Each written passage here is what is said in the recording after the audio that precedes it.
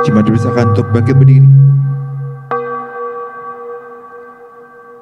Dan dengarlah panggilan beribadah yang diambil dari Mazmur 2 ayat 11 dan 12c.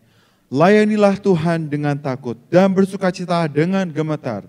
Berbahagialah semua orang yang berlindung padanya. Kebesaran Tuhan dan kesetiaan Tuhan tidak akan meninggalkan kita.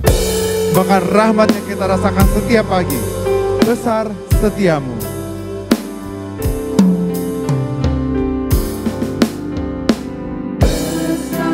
Setiamu Allah Bapa-Ku, besarlah kasih-Mu yang melimpah, tiada kurang dan tidak berubah, sempurna dan tetap selamanya. Besar setiamu. Besar setiamu, besar setiamu, tiap pagi berikan rahmat baru. Segala yang ku perlu Kau sediakan, besar setiamu kepada. Musim pun berganti. Musim pun berganti, musim apapun. Hari pun berganti, hari baru. Alam semesta dan semua ciptaan menyaksikan kasih setiamu. Besar setiamu.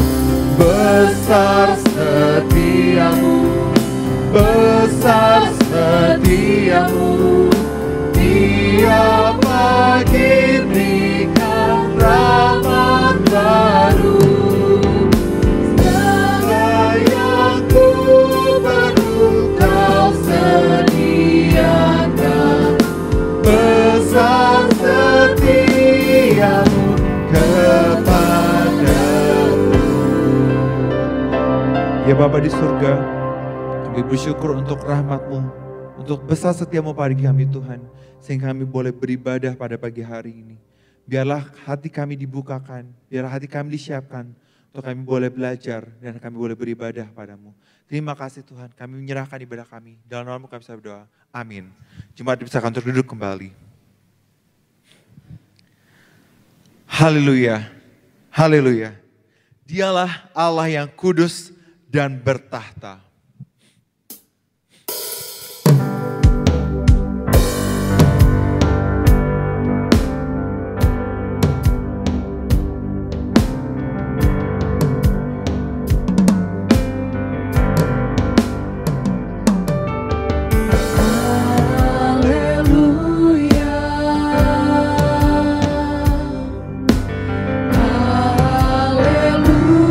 Hallelujah, for the Lord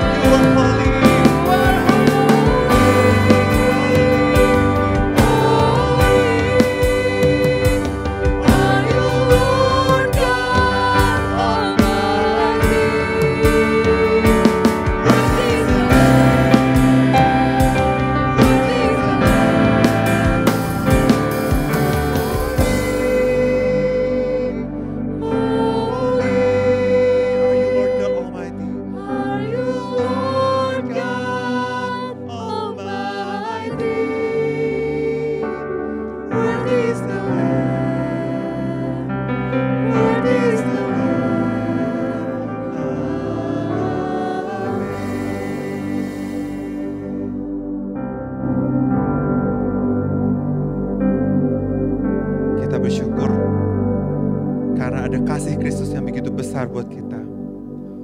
Walaupun di tengah setiap pergumulan, dan seringkali kita merasa jauh dan jatuh. Tapi sebenarnya kita tidak akan pernah layak untuk bisa hadir di hadapan Tuhan. Namun saat ini Tuhan mengundang kita untuk kita kembali kepada Tuhan.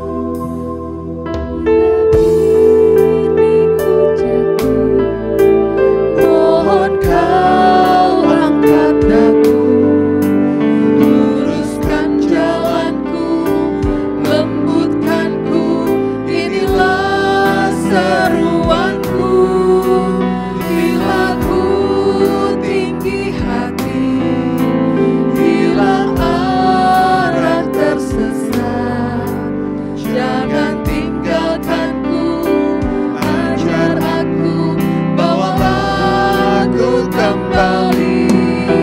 Jangan ambil kembali kasih setiamu, dalam kasihmu bentuklah aku. Jangan biarkan setiamu hampa berlalu, hanyalah Engkau sandaranku. Tuhanku kan kembali, karena besar kasih-Mu. Ku kan ikut selalu sepanjang hidup. Mari jemaat kita bangkit berdiri.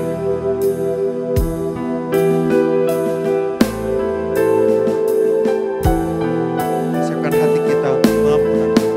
Bila kini ku jatuh, Mohon Kau angkat daku, luruskan jalanku, lembutkan ku, inilah seruanku. Bila ku tinggi hati, hilang arah tersesat, jangan tinggalkanku, ajar aku, bawalah aku kembali. Jangan ambil kembali kasih setiamu, dalam kasihmu bentuklah aku. Jangan biarkan setiamu hampa berlalu, hanyalah Engkau sandaranku. Tuhanku kan kembali, karena besar kasih-Mu. Ku kan ikut selalu sepanjang hidup.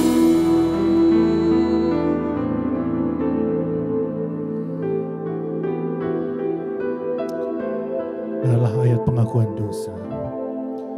Mungkinkah seorang manusia benar di hadapan Allah? Mungkinkah seseorang tahir di hadapan penciptanya? Bapak Ibu jemaat sekalian, marilah kita datang ke hadirat Tuhan.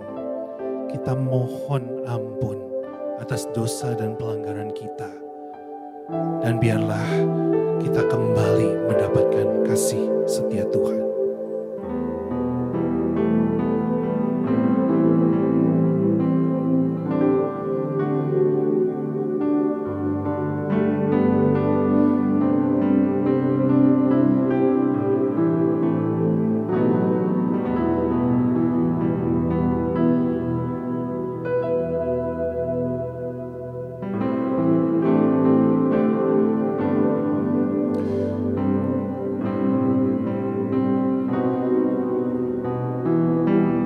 Bapa kami yang begitu baik, kami bersyukur Tuhan kalau Yesus sudah datang dan Dia sudah mengambil tempat yang rendah untuk melayani kami. Dan kami sebagai anak-anak-Mu, kami bertekad Tuhan untuk mengikut Engkau. Akan tetapi pada realitanya seringkali di dalam kehidupan kami tidak melakukan apa yang Yesus lakukan. Seringkali kami adalah orang-orang yang tinggi hati. Kami tidak mau melayani sesama. Kami tidak mau mengampuni. Kami lebih senang untuk dilayani. Karena itulah Tuhan, saat ini kami datang. Kami mohon ampun atas segala dosa dan kesalahan kami. Tuhan, kembali kami teringat akan ketika Tuhan Yesus membasuh kaki dari murid-muridnya. Itulah juga yang kami perlukan Tuhan. Karena bukan saja kaki kami yang kotor, tetapi ternyata hati kami pun kotor dan perlu dibasuh oleh Engkau. Karena itu Tuhan, tolonglah kami untuk menjadi murid-Mu, untuk memberikan pengampunan, untuk meminta ampun kepada orang-orang yang kami sakiti, dan juga untuk orang-orang yang sudah menyakiti kami. Tolonglah kami Tuhan juga untuk rendah hati, untuk mau melayani sesama. Inilah doa kami Tuhan, yang kami minta dalam nama Tuhan Yesus, Juru Selamat kami yang hidup. Kami berdoa. Amin. Dan dengarlah janji pengampunan dosa yang telah Tuhan berikan bagi kita dari Matius 6 ayat 14-15. Karena jikalau kamu mengampuni kesalahan orang, Bapamu yang di surga akan mengampuni kamu juga. Namun jikalau kamu tidak mengampuni orang, Bapamu juga tidak akan mengampuni kesalahanmu. Mari bersama-sama dengan jemaat kita mengikrarkan pengakuan iman rasuli. Aku percaya kepada Allah, Bapa yang Maha Kuasa, Khalik langit dan bumi, dan kepada Yesus Kristus anak yang tunggal Tuhan kita, yang dikandung daripada Roh Kudus, lahir dari anak darah Maria, yang menderita sengsara di bawah pemerintahan Pontius Pilatus, disalibkan, mati dan dikuburkan, turun ke dalam kerajaan maut. Pada hari yang ketiga bangkit pula dari antara orang mati, naik ke sorga, duduk di sebelah kanan Allah, Bapa yang Maha Kuasa. Dan dari sana Ia akan datang untuk menghakimi orang yang hidup dan yang mati. Aku percaya kepada Roh Kudus, gereja yang kudus dan am, persekutuan orang kudus, pengampunan dosa, kebangkitan tubuh dan hidup yang kekal. Amin. Jemaat dipersilakan untuk duduk kembali. Sungguh kasih Tuhan yang tak terbatas, bahkan Ia rela berkorban di atas kayu salib untuk kita semua. Above all powers, above all.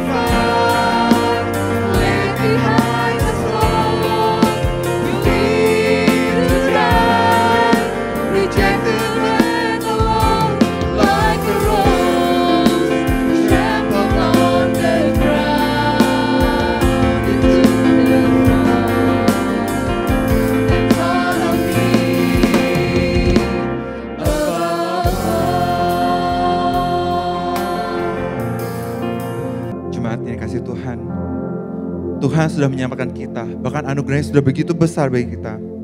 Tapi seringkali kita terlena karena ada tugas yang harusnya Tuhan berikan dan harusnya kita jalankan, tapi kita tidak jalankan. Dan biarlah melalui firman Tuhan hari ini kita dipersiapkan untuk kita bisa terhubung kembali dan kita melakukan kehendak dan tugas-tugas yang sudah Tuhan berikan bagi kita. Terhubung.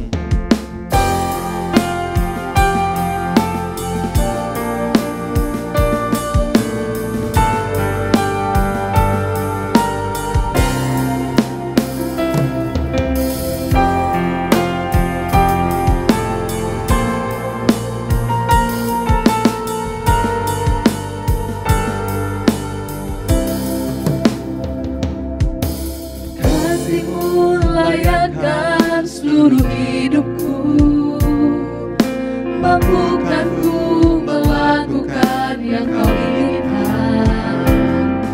Tak bisa ku terlepas, kau menggenggam tanganku, ingin lebih mengenal pribadimu. Ku terhubung denganmu, selalu melekat di hatimu. Firman-Mu itulah dasar hidupku yang berdaulat atasku. Kasih mulayakan seluruh hidup kami Tuhan.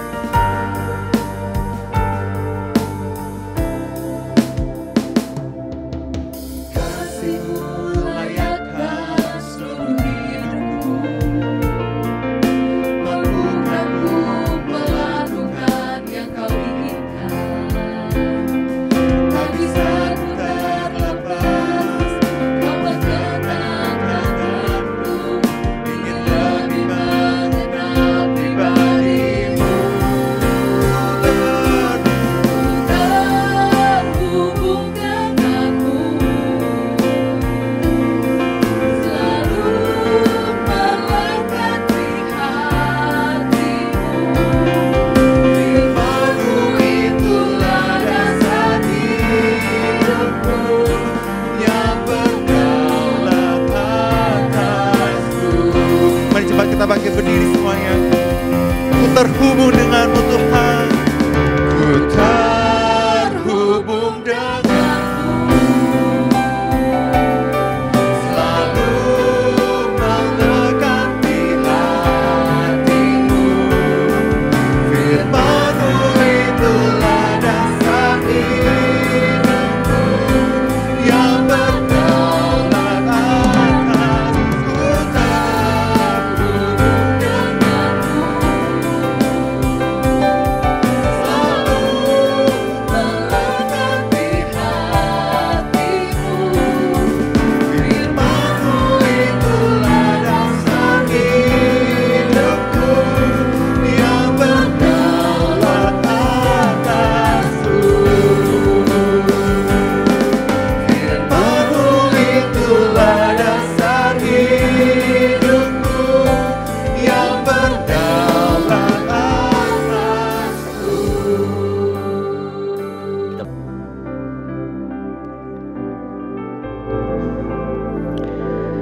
Ya Tuhan, kami sungguh ingin terus terhubung dengan Engkau, terhubung dengan firman-Mu. Karena hanya firman-Mu itu sajalah yang boleh memandu hidup kami. Terlebih ketika kami hidup di tengah-tengah dunia ini, di mana ada begitu banyak hal yang selalu menarik kami. Kadangkala kami tidak sadar, kadangkala kami hanya mengikuti apa yang mungkin secara fenomena terjadi, atau mungkin secara tren ada dalam sekeliling kami. Tapi sesungguhnya Tuhan, begitu banyak fenomena ataupun tren tersebut membawa kami perlahan demi perlahan hidup serupa dengan dunia. Karena hamba sungguh berdoa Tuhan, Kau boleh memberkati kami pada saat ini. Kembali firman-Mu yang hidup boleh mengarahkan kami, menuntun kami. Kami tahu kadangkala begitu sulit, tapi kami sungguh hanya memohon Tuhan yang memampukan kami. Tolong kami, tolong kami. Dengar doa kami Tuhan, dan berkatilah perenungan firman yang akan kami renungkan bersama pada saat ini. Hanya di dalam nama Tuhan Yesus kami berdoa. Amin. Jemaat bisa duduk kembali. Saudara, saya sekali lagi ingin merefresh apa yang sebenarnya menjadi visi daripada gereja kita ya. Kalau saudara ada di gereja kita di GKI BSD, saudara tahu kita punya satu visi yang kita sebut dengan C Movement, yaitu Christ Likeness Movement. Saudara, dan ada sebuah gerakan sederhana yang selalu kami ingin mereview, merefresh tiap kita. Karena kadang-kala dengan gerakan sederhana, bahkan saya berharap bukan saja hanya di gereja ini, tapi mungkin di rumah, kadang-kala saudara teringat, coba sedikit exercise gerakan tersebut. Dan itu boleh remind kita terus-menerus akan panggilan hidup kita untuk menjadi seperti Kristus. Oke, harap saudara ingat, Christ likeness, with Christ, like Christ, for Christ. Sekali lagi, Christ likeness, with Christ, like Christ, for Christ. Saudara, ketika kami berkata with, ya, with ini kita semakin menjadi satu with Christ. Dan menarik sekali kalau betul ya kita semakin with Christ, maka tanpa sadar sebenarnya kita akan berubah. Perubahan itu akan terjadi, like Christ itu akan terjadi.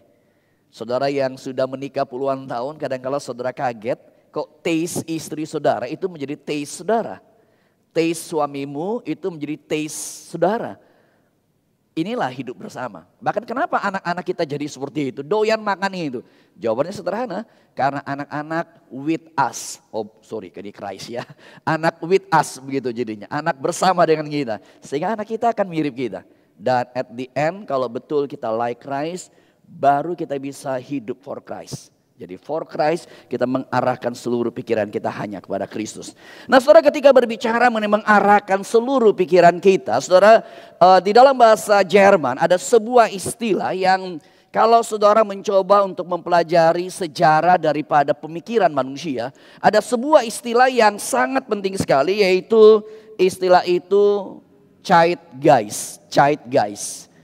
Dibaca seperti itu, kata Zeit artinya waktu dan Geist artinya roh, spirit.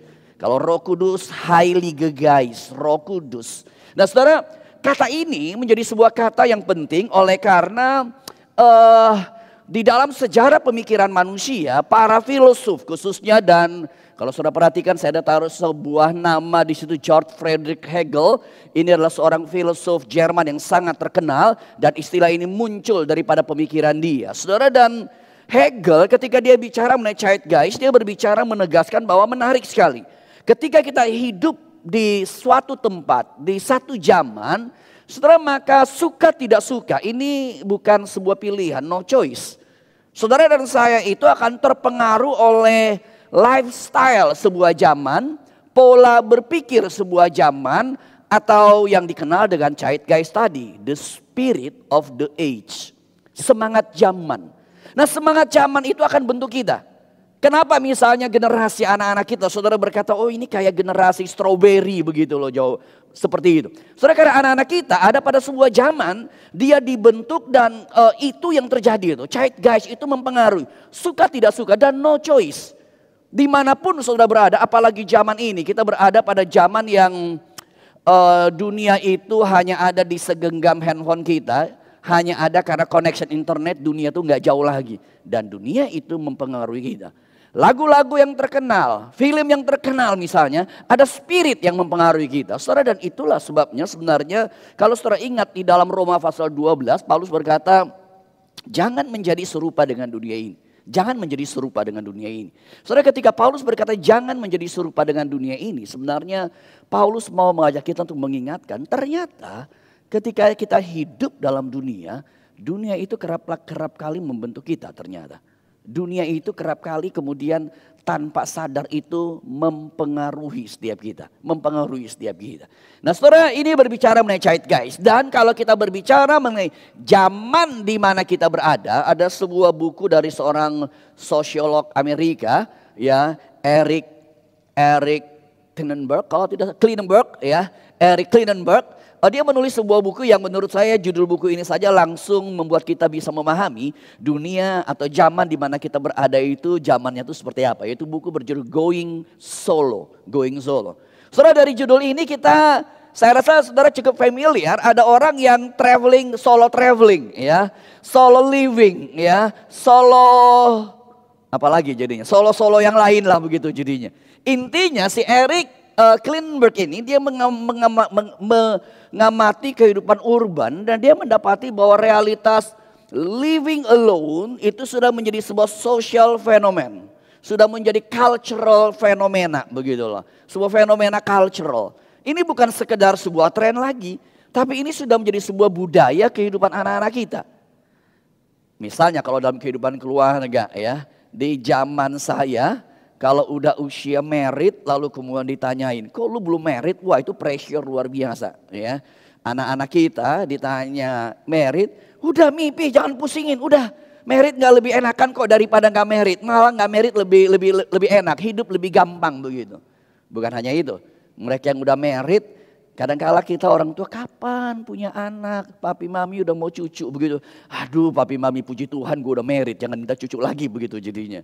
Ya kan? Nah jadi ini pola yang sedang terjadi. Setelah memang di dalam buku ini, dia menegaskan ini adalah sebuah new normal yang sedang membentuk kita. Dan new normal ini punya beragam alasan. New normal ini punya beragam pemikiran mengapa going solo, living alone itu menjadi pola hidup manusia zaman sekarang. Salah satunya tentu saja adalah going solo itu lebih nggak ribet ya. Going solo itu lebih nggak pusing.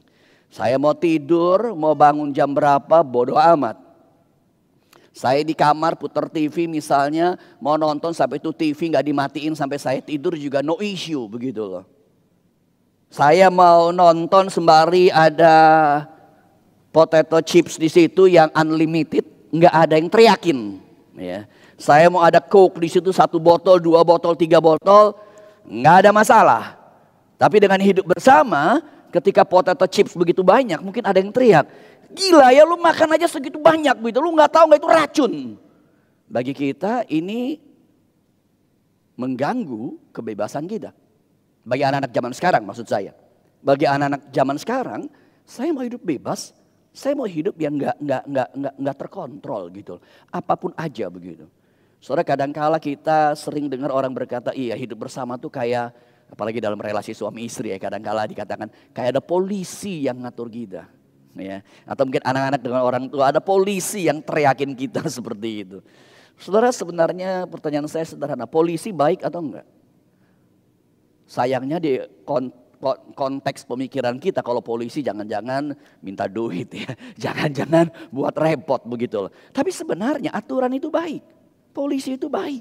Karena polisi itu fungsinya mengatur hidup kita. Mengatur lebih benar. Saudara sehingga going solo dengan pola pikir yang keliru berbahaya sekali. Dan bahkan kalau kita melihat dengan Alkitab boleh saya katakan going solo, Yesus juga melakukan going solo dalam hidup dia. Betul, kadang-kala Yesus meninggalkan para murid, dia hidup, dia berdoa sendiri. Tetapi kalau kita perhatikan kebanyakan hidup Yesus tidak pernah going solo. Kerap kali hidup yang terjadi adalah hidup yang bersifat communal living. Bicara Jesus way, bicara mengenai living intentionally secara komunal. Sulit, oh iya betul. Ya. Tetapi hidup itu kan bukan masalah sulit atau enggak, ya kan? Hidup itu masalah benar atau enggak. Saudara kenapa saya katakan Jesus way adalah bicara mengenai communal living? Karena kalau saudara perhatikan ya, sejak pertama kali Allah menciptakan manusia, kita berkata tidak baik manusia itu seorang diri. Tidak baik manusia itu seorang diri. Itulah sebabnya Allah bukan hanya ciptakan pria, Allah ciptakan wanita. Saudara kalimat ini tidak berarti hanya sekedar bicara mengenai keluarga, tapi lebih daripada itu. Manusia tidak bisa hidup solo. Living alone bukan rencana Allah. Nggak bisa begitu loh. Dan bahkan kalau kita tarik lagi entitas atau keberadaan diri Allah. Saudara perhatikan, Allah iman Kristen adalah Allah yang dikenal dengan Allah seperti apa? Allah Tritunggal. Apa artinya Allah Tritunggal? Ada pribadi Bapa, ada pribadi Anak, ada pribadi Roh Kudus. Ada 3 pribadi. Namun 3 pribadi itu menjadi satu. Tetapi ada pribadi Allah Bapa, Allah Anak, Allah Roh Kudus. Ini menjadi sebuah tipikal yang Allah tunjukkan. Ini loh esensi daripada rencana Allah. Sehingga harus saya katakan communal living itu adalah hidup kita. Boleh kadangkala kita going solo. Tetapi kita nggak bisa terus-menerus going solo. Kita nggak bisa terus-menerus seperti itu. Saudara dan saya harus ada dalam kehidupan komunal. Sulit? Jawabannya iya, betul sekali. Tetapi sekali lagi, hidup kita bukan karena sulit atau enggak. Tapi hidup kita karena benar atau tidak. Dan bicara mengenai kebenaran, communal living itu adalah sebuah pola hidup kekristenan. Nah, saudara, saya hendak mengajak kita melihat lebih lanjut. Karena memang saya katakan tadi communal living itu ribet ya. Communal living itu selalu complicated ya. Kita berjumpa dengan orang yang tipe berbeda, kita berjumpa dengan orang yang karakter berbeda, kita berjumpa dengan orang yang tone suaranya berbeda, kita berjumpa dengan orang yang mungkin backgroundnya berbeda. Saudara, sehingga communal living itu menjadi hal yang sangat tidak mudah. Kenapa misalnya anak-anak sekarang lebih gampang berkata, udah cerai aja, udah pusing gua hidup. Karena communal living tidak mudah. Communal living tidak mudah.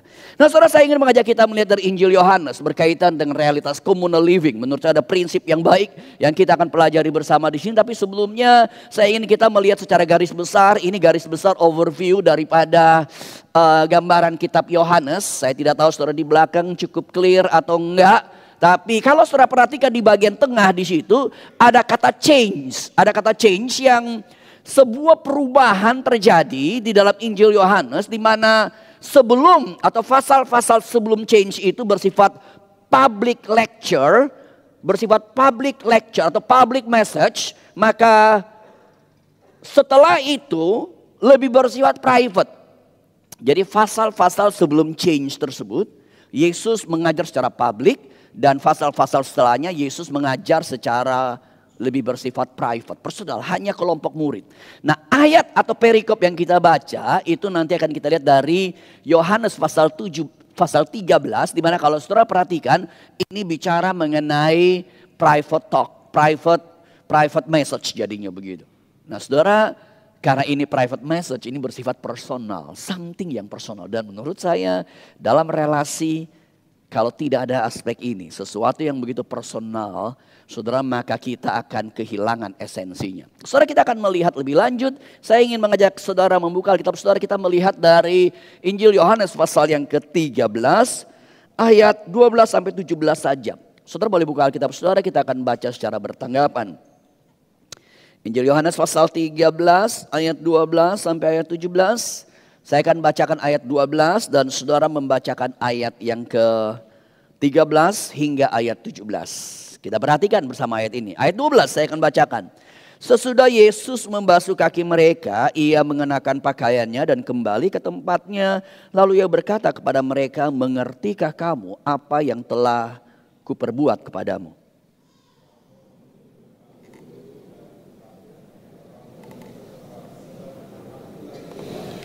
Jadi jikalau aku membasuh kakimu, aku yang adalah Tuhan dan gurumu, maka kamu pun wajib saling membasuh kaki.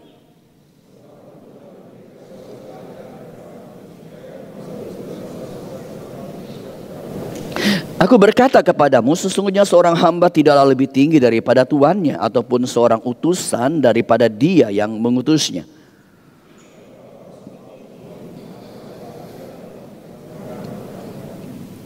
Kalau saudara perhatikan dalam Injil Yohanes pasal 13, ini adalah kisah yang sangat familiar, berbicara mengenai Yesus membasuh kaki. Beberapa ayat yang tadi kita baca, dan kalau kita mundur sedikit dalam ayat-ayat sebelumnya, sebenarnya kisah membasuh kaki ini adalah sebuah kisah yang kalau kita perhatikan itu diresponi oleh Petrus dengan dua ayat ini, dalam ayat 6 dan ayat 8. Dan saya rasa ini sebuah respons yang wajar. Petrus berkata, Tuhan, engkau hendak membasuh kakiku, engkau tidak akan membasuh kakiku sampai selama-lamanya.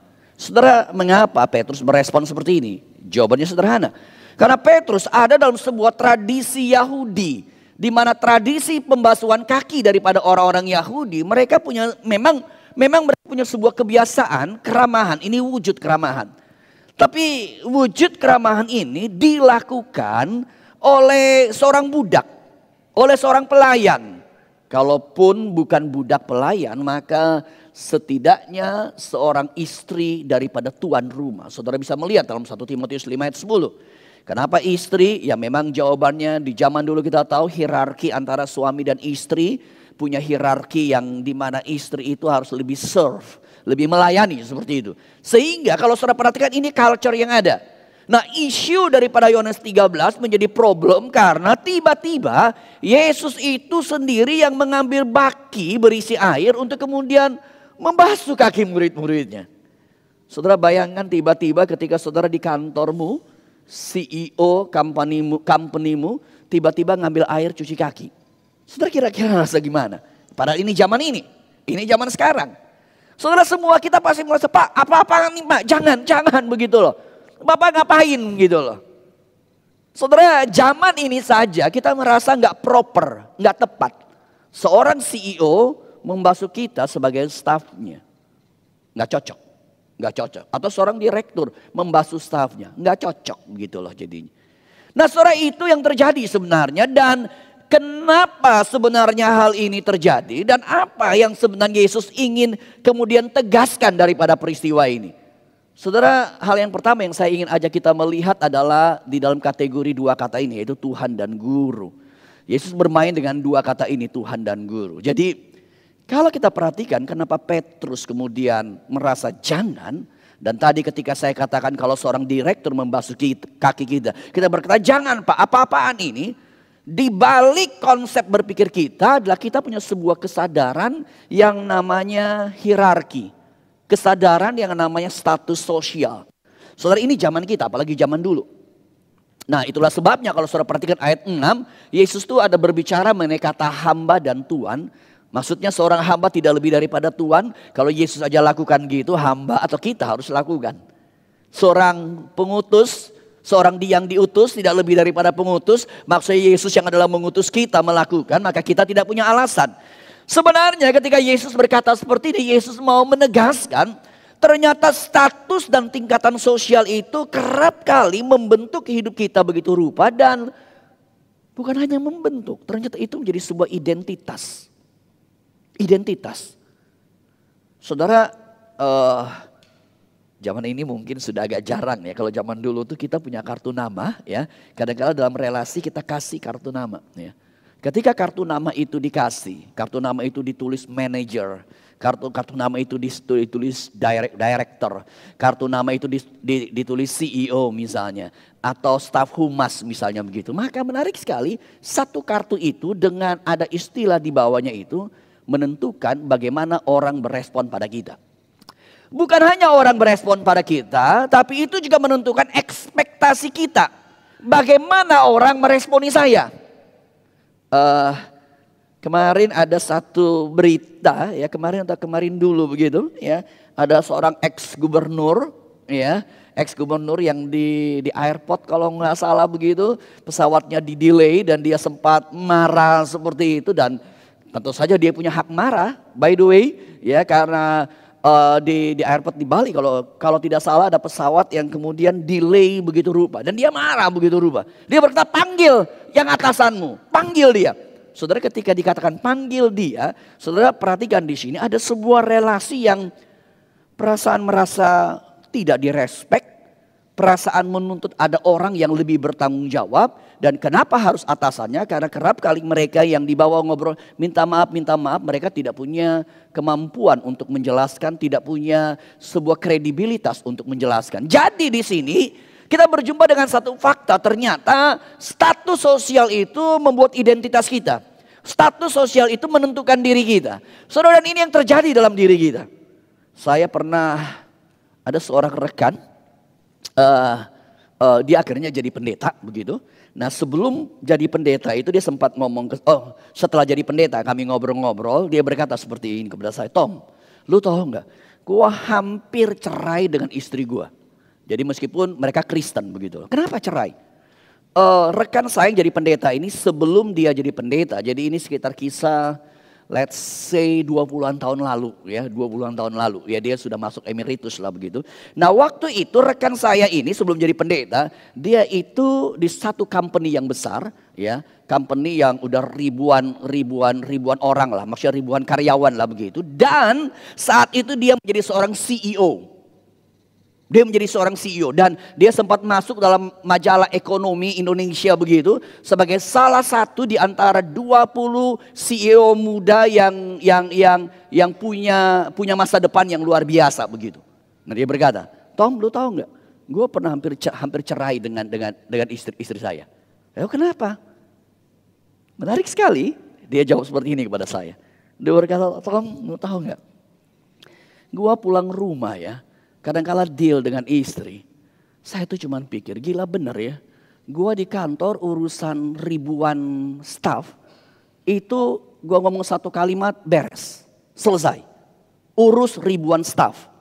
Gua pulang rumah cuman ngurus satu istri. Gua ngomong satu kalimat, dia ngomong kalimat yang lain. Gua ngomong satu kalimat, dia ngomong kalimat. Gua pikir susah bener ngurus istri begitu loh. Gua ngurus di company simple. Kenapa gua ngurus ribuan orang? Kenapa gue ngurus satu orang kemudian susah? Saudara perhatikan di sini. Ketika dia di company, dia seorang CEO. Ketika dia di rumah, dia CEO bukan? CEO bukan? Bukan. Di rumah dia cuma seorang suami. Nah ketika seorang suami dengan title CEO dia pulang. Dia berpikir dia seorang CEO. Ketemu istri yang ngomong dikit ngomel, ngomong dikit respons. Apa-apaan loh. Lu gak hargai gua ya begitu. Saudara perhatikan kerja dia, CEO itu menjadi identitas dia. Saudara cukup banyak keributan kita karena status sosial pekerjaan kita itu tanpa sadar menjadi identitas kita. Sehingga dalam relasi kita merasa tersinggung. Dalam relasi kita merasa tidak dihargai. Dan itulah sebabnya ribut terjadi dalam hidup kita. Ribut terjadi dalam hidup kita. Cukup banyak sebenarnya masalah terjadi karena isu ini. Dan Yesus sebenarnya ingin membawa kita untuk mengingatkan realitas ini. Hati-hati dengan identitas sosialmu. It's okay, engkau punya pekerjaan tertentu, status sosial di luar tertentu. Tapi ingat, Yesus bermain dengan kata Tuhan dan guru. Kalau kita lihat ya, murid, guru dan Tuhan ini seperti sebuah jenjang. Murid level paling rendah. Guru lebih tinggi, Tuhan yang paling tinggi. Guru seseorang yang butuh direspek, Tuhan ini adalah seseorang yang divinitasnya begitu berubah. Nah kalau saudara perhatikan dalam dialog yang terjadi, Yesus berkata begini. Engkau berkata aku guru dan Tuhan, dan katamu itu benar. Tetapi selanjutnya kalau saudara perhatikan, Yesus membalikan kalimatnya. Kalau aku adalah Tuhan dan gurumu, ya.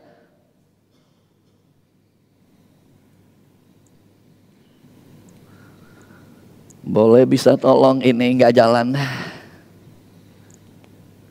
Ini kelihatannya lampunya udah nggak benar. Oke, boleh di ini aja. Yesus sedang berbicara, kalau aku Tuhan dan gurumu. Kalau aku saja melakukan semuanya itu, maka kamu pun wajib melakukannya. Kalau aku paling tinggi aja, aku menanggalkan, aku merendahkan diriku begitu rupa. Dan inilah Jesus way. Jesus way bicara mengenai spirit of humility. Silakan engkau punya posisi yang luar biasa. Silakan engkau punya pekerjaan luar biasa. Engkau kepintaran luar biasa. Engkau profesor lah, doktor lah, apapun itulah begitu. Tapi ingat baik-baik. Di dalam relasi kalau engkau mempertahankan title tersebut. Di dalam relasi kalau engkau mempertahankan posisi jobmu itu. Maka engkau menempatkan diri seperti seorang Tuhan. Dan Yesus cuma berkata, lu bukan Tuhan. Aku yang Tuhan beneran. Lu cuman hebat dikit. Tapi kalau aku yang adalah Tuhan dan guru, aku mau basuh kaki. Maka Yesus berkata, kamu pun wajib membasuh kaki. Saudara, dalam hidup komunal, problem kerap kali terjadi karena kita merasa tidak dihargai, ego kita dilecehkan seperti itu. Ada hal yang unfair. Dan kenapa ini terjadi? Karena kita merasa kita tuh punya nilai diri yang begitu tinggi. Dan nilai diri kita dikotak-atik. Dan disitulah masalah mulai terjadi. Prinsip daripada hidup komunal, Yesus berkata, kalau aku Tuhan, aku saja merendahkan diri. Maka kamu pun wajib merendahkan diri. Para suami Kristen, para istri Kristen, saya mau berkata, ketika kita berkata kita adalah suami Kristen, maka kita harus belajar merendahkan diri. Mungkin engkau seorang profesional yang hebat. Ingat baik-baik, kalau kita tidak merendahkan diri, maka keluarga kita akan hancur. di dalam kehidupan bisnismu, di dalam kehidupan bergereja. Saudara, kadangkala mungkin saudara merasa tersinggung, ada seseorang yang melakukan sesuatu. Perasaan tersinggung hanya menunjukkan identitasmu sedang dikotak-katik orang. Kamu merasa tersinggung. Saudara mesti berpikir kembali. Kalau Yesus tidak tersinggung untuk membasuh kaki, mengapa saya tersinggung? Saudara, itulah sebabnya dalam gereja Katolik ya, itu ada sebuah tindakan yang setiap tahun paus, pemimpin paling tinggi, itu sengaja membasuh kaki orang-orang tertentu. Ini peristiwa beberapa tahun lalu oleh seorang Paus Fransiskus yang baru meninggal kemarin. Dia sengaja membasuh kaki orang hitam, orang refugee, orang yang agama lain bahkan. Dan dia sengaja ingin menunjukkan kita kekristenan dipanggil untuk membasuh kaki orang, bahkan bukan hanya orang Kristen. Relasi dengan orang lain pun kita harus merendahkan diri. Itulah the Jesus way. Relasi dengan orang lain, refugee sekalipun, orang hitam sekalipun, orang yang miskin sekalipun, orang yang terbuang sekalipun. Jangan menghina mereka. Jangan menganggap mereka itu kelas di bawah. Enggak ada seperti itu. Saudara dan saya dipanggil untuk melayani. Mungkin secara sederhana dalam mbak atau sopir yang ada bersama dengan kita. Apa yang kita lakukan kepada mereka? Apa yang kita lakukan kepada mereka? Apakah kita menjadi kesaksian? Kita dalam tanda petik membasuh kaki mereka. Tidak secara harfiah. Tapi kita punya attitude Kristen. Kita living komunal di tengah-tengah keluarga. Dengan mbak kita, dengan sopir kita. Kita menghargai mereka. Apalagi dengan anggota keluarga kita. Jangan menganggap istrimu atau pasanganmu hanya menjadi seorang kacung. Ya, hanya seorang yang tidak ada artinya. Jangan seperti itu. Jangan seperti itu. Saudara, ini adalah hal yang pertama. Yesus berkata, aku adalah Tuhan, aku lakukan, maka no doubt ya, nggak ada masalah lagi, jangan ragu-ragu lagi, kita harus melakukannya. No choice, kita harus melakukannya. Hal yang kedua yang terakhir. Kalau saudara perhatikan, selain kata Tuhan dan guru, saya ingin mengaitkan dengan ada dua kata yang menarik, yaitu kata Petrus dan Yudas. Jadi kalau saudara perhatikan dalam kisah daripada Yohanes 13, maka Alkitab mencatat begini. Perikop yang pertama ayat 1 sampai 20 bicara mengenai pencucian kaki. Dan menarik sekali sebenarnya dalam kisah pencucian kaki itu ada dua nama yang muncul. Yaitu nama Yudas dan nama Petrus. Murid-murid lain tentu juga dicuci kakinya, tapi nama ini tidak muncul. Hanya dua nama ini yang muncul. Nah saudara, kalau kita perhatikan Yohanes 13 strukturnya menarik sekali. Menurut saya Yohanes itu sengaja, memang ini peristiwa terjadi tentu saja, tapi Yohanes itu meng-highlight Yudas dan Petrus, dan itu yang Yohanes tangkap. Dan oh ya, by the way, kisah Yesus membasuh kaki hanya dicatat dalam Injil Yohanes. Injil yang lain gak ada, cuma hanya Yohanes. Jadi Yohanes melihat peristiwa itu dan Yohanes langsung nangkap. Ternyata ada dialog ya. Yesus dengan Yudas, Yesus dengan Petrus yang begitu penting. Dan dialog itu terjadi sepanjang Yohanes 13. Bukan hanya perikop ini. Kalau saudara perhatikan ayat 21 sampai 30, maka judul Alkitab Indonesia berikan judul Yesus memperingati Yudas. Ayat 36 sampai 38, ayat terakhir dari Yohanes 13, Alkitab Indonesia memberikan judul Yesus memperingati Petrus. Jadi dua nama ini muncul lagi dalam pasal yang ke-13. Sehingga kita tahu dua nama ini menjadi dua nama yang ditekankan di dalam realitas living komunal, communal living yang Yesus ingin ajarkan selain kata Tuhan dan kata guru, yaitu kata Yudas dan kata Petrus. Apa yang mau Yesus ajarkan? Kalau saudara perhatikan dalam struktur ini, ada satu pasal yang terlewat di situ, yaitu ayat 31 sampai 35. Coba saudara lihat dalam Alkitab saudara. Ayat 31 sampai 35 bicara mengenai apa? Coba saudara lihat. Itu clue-nya, itu kuncinya. Ayat 31 sampai 35 judulnya aja paling gampang. Judulnya bicara mengenai apa? Perintah baru. Apa itu perintah baru? The new commandment. Kalau saudara perhatikan ayat 31 sampai 35, the new commandment itu berbicara mengenai kasih. Kasih. Dan Yesus berkata, sama seperti aku telah mengasihi kamu, demikian pula kamu harus saling mengasihi. Inilah prinsipnya. Di dalam relasi komunal, ketika ego kita terganggu, apa yang menjadi hal yang bisa melawan ego kita? Kita cuma harus ingat, kalau Yesus adalah Tuhan, dia membasuh kaki. Kita harus taat membasuh kaki. Merendahkan diri. Tapi selain itu, Yesus adalah Tuhan. Kaki Yudas, Yesus basuh. Kaki Petrus, Yesus basuh. Yesus tahu tidak kalau Yudas akan mengkhianati dia? Tahu, itulah sebabnya dia sudah memperingati Yudas. Setelah itu, dia tahu. Yesus tahu tidak Petrus akan menyangkal dia? Dia tahu, itulah sebabnya selanjutnya Yesus memperingati Petrus. Dia tahu. Tetapi ini yang Yesus mau tunjukin. Cukup banyak dalam hidup kita menjadi sulit membasuh kaki orang lain dalam berelasi dengan orang lain. Karena apa? Aduh Musa, kalau gua ketemu dengan orang yang agak oke, agak cengli, saya merendahkan diri oke dah begitu. Tapi bayangin kalau saya ketemu dengan orang kayak Yudas. Orang yang tikam saya dari belakang. Bahkan kalau saudara ingat, cara Yudas memberikan tanda, ini loh Yesus yang harus ditangkap. Ada yang ingat caranya apa? Betul sekali, mencium. Ciuman tanda apa? Tanda kasih bukan? Tanda kasih, ciuman. Tapi menarik sekali sekarang Yudas memakai tanda kasih menjadi tanda inilah orang yang lu harus tangkap. Tanda pengkhianatan. Ciuman yang tanda kasih menjadi tanda pengkhianatan. Saudara hidup, kadang-kala kita berjumpa dengan orang yang seperti Yudas. Orang yang menikam engkau. Orang yang mengkhianati engkau. Orang seperti ini memang layaknya adalah kita announce publicly supaya orang ini terhakimi. Kita announce publicly supaya orang ini kapok. Ini tipe Brutus, ya. Kalau saudara perhatikan dalam sejarah Roma, ya, tipe Brutus yang menikam dari belakang. Ini tipe pengkhianat. Apakah mungkin kita mengasihi pengkhianat? The Jesus Way berbicara mengenai Yesus membasuh kaki Yudas. Saya berharap saudara tidak berjumpa dengan Yudas, tetapi sangat mungkin saudara berjumpa dengan tokoh yang bernama Petrus. Petrus nggak berkhianat, tapi dia gagal untuk setia. Kadang-kala kita punya orang yang kayaknya pro kita banget, ya, orang yang dukung kita banget, ya.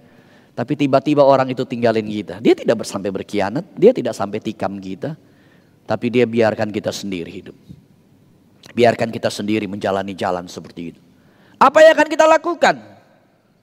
Apakah kita akan sumpahin dia, biar dia disambar geledek lah begitu, let's say kayak begitu. Apakah kita akan maki-maki dia? Apakah kita akan kemudian memblok dia segala hal? Saudara, yang Yesus lakukan, dia membasuh kaki. Saudara, kadang-kala dalam hidup ini menurut saya kita berjumpa dengan Yudas dan Petrus pada zaman ini. Berharap saudara hidup tidak ketemu dengan Yudas. Kalau ketemu Yudas cilaka benar. Tapi mungkin Petrus.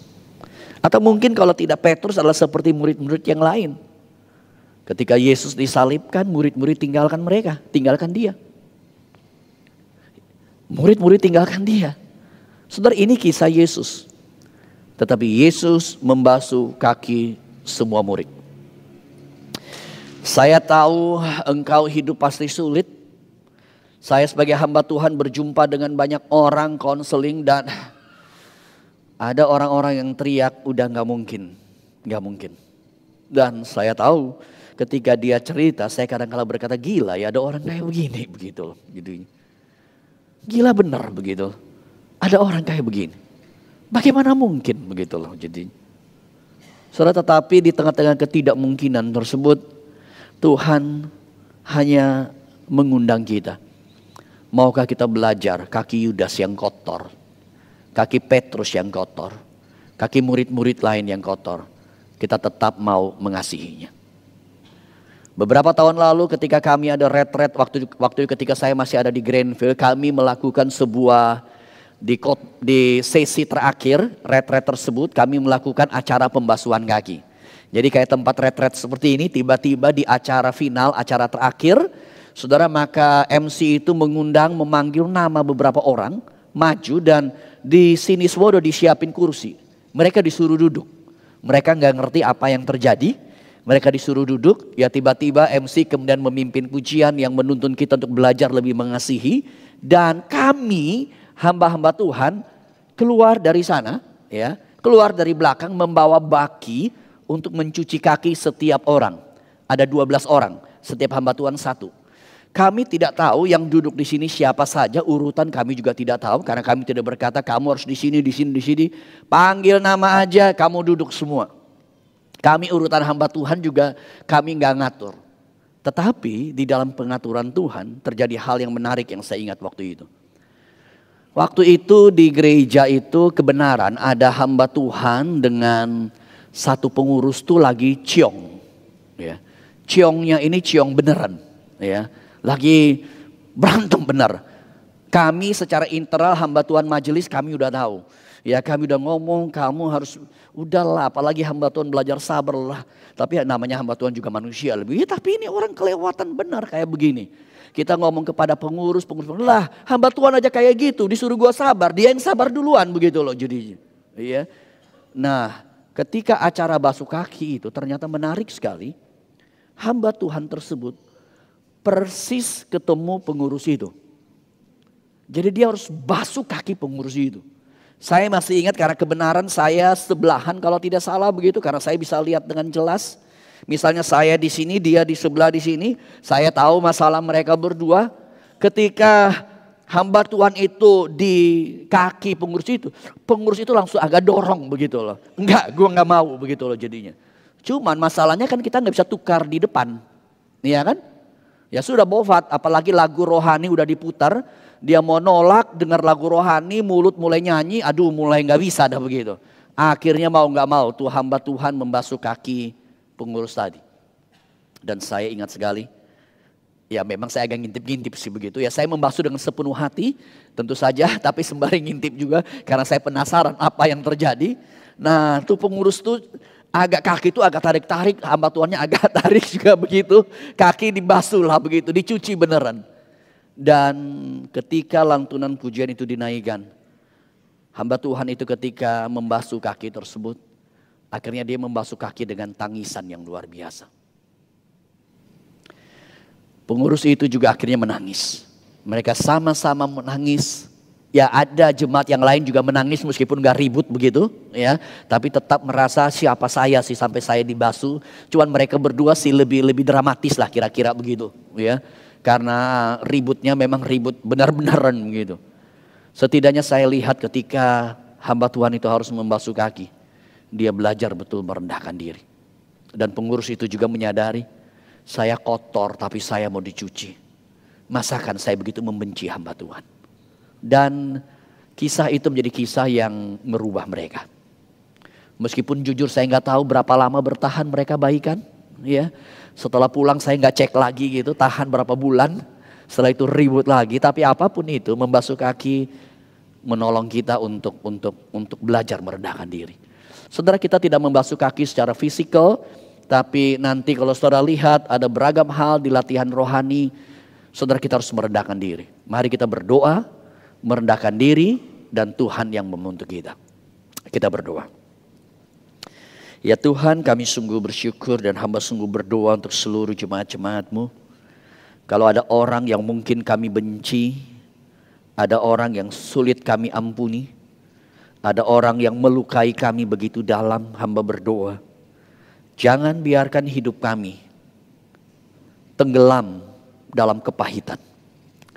Jangan biarkan hidup kami dikungkung di dalam kebencian dan dendam. Jangan sakit hati menguasai hidup kami. Tapi sebaliknya, hanya kasih Tuhan.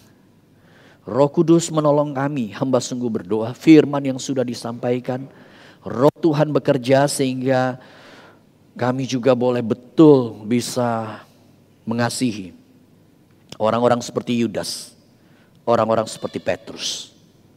Karena Tuhan Engkau membasuh kaki mereka, Dan inilah the Jesus way, jalan yang harus kami tempuh.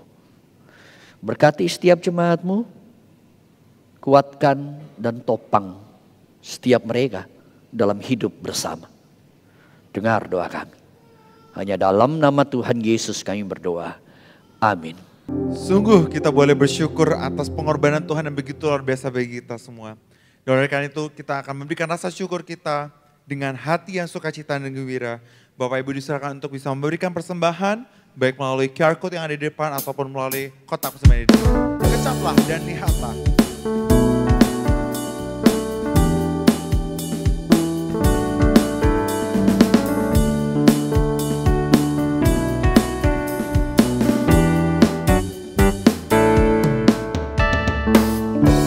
Kecaplah dan lihatlah betapa baiknya Tuhan itu.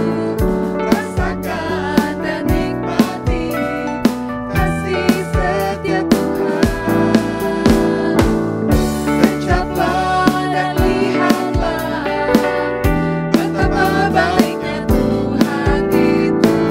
Rasakan dan nikmati kasih setia Tuhan.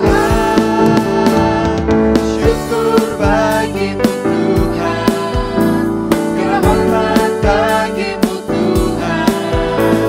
Allah yang mengasihiku, Allah yang memeliharaku.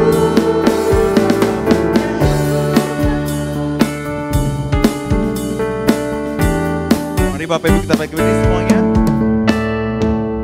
Kecaplah dan lihatlah betapa baiknya Tuhan itu. Rasakan dan nikmati kasih setia Tuhan.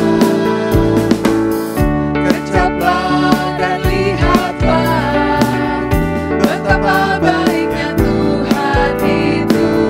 Rasakan dan nikmati kasih setia Tuhan. Mari kita semua bangkit berdiri Bapak Ibu. Syukur bagimu Tuhan, segala hormat bagimu Tuhan. Allah yang mengasihiku, Allah yang memeliharaku. Syukur bagimu Tuhan, segala hormat bagimu Tuhan. Allah yang mengasihiku, Allah yang memeliharaku selamanya.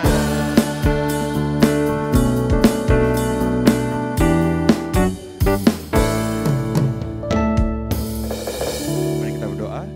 Tuhan Allah Bapa kami surga, kami syukur Tuhan pada pagi hari ini kami boleh diberikan kesempatan untuk memberikan kami persembahan kami kepada Tuhan. Biarlah persembahan ini bisa menjadi berkat bagi orang-orang sekitarmu Tuhan dan juga bisa membantu untuk pelayanan di tempat ini juga. Terima kasih Tuhan, dan kami bisa berdoa. Amin. Oke saudara, kita akan akhiri ibadah kita. Mari kita bangkit berdiri bersama. Kita akan mengembalikan segala kemuliaan bagi Allah Tritunggal.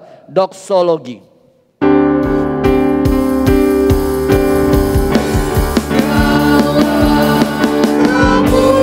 Kemuliaan hanya bagi Tuhan. Segala hormat pujian hanya bagi Tuhan.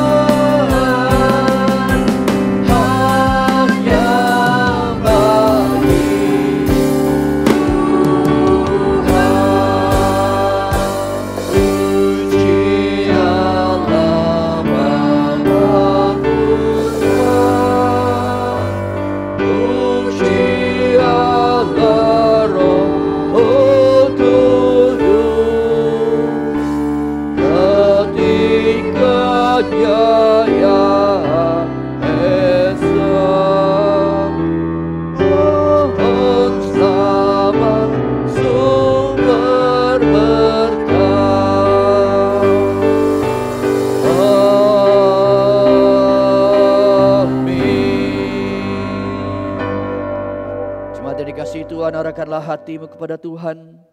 Kembalilah dalam hidup masing-masing serta terimalah berkat daripada Dia. Kasih daripada Allah Bapa, anugerah daripada Tuhan kita Yesus Kristus, serta penyertaan daripada Allah Roh Kudus turun atas hidupmu masing-masing, menyertai engkau semuanya, mulai saat ini sampai selama-lamanya. Amin.